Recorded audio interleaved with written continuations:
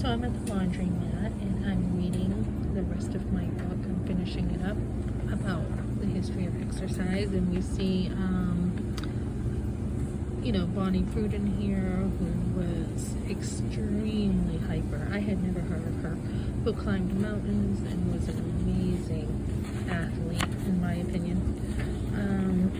We see that she had really set a tone for people getting fit. And then we look over here, and a lot of people are still familiar with Lottie Burke. And then now her daughter, I believe, takes over a lot of her videos on YouTube. So you can look that up if you're interested. And then we see more people who got into exercise. So not all feminism is bad.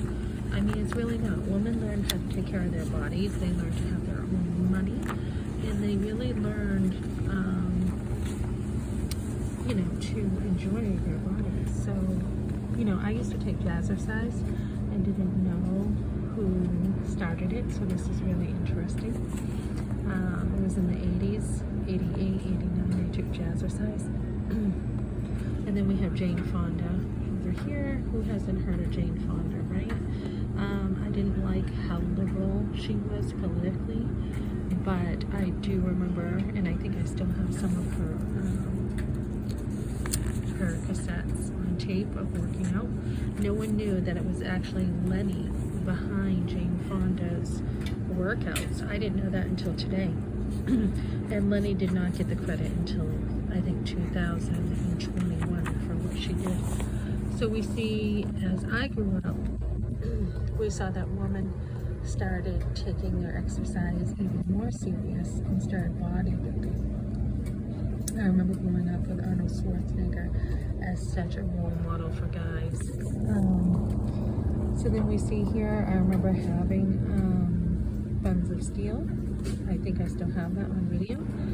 And Phil Donahue here, I remember watching him growing up. And then we see the other woman. And so as I'm learning the history, it's really exciting.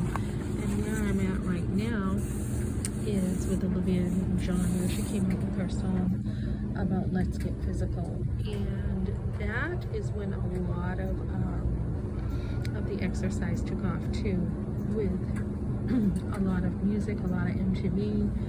And so I'm really enjoying this, and just realize if we did not have these women before us, we would not have what we have today, which is being able to be extremely healthy.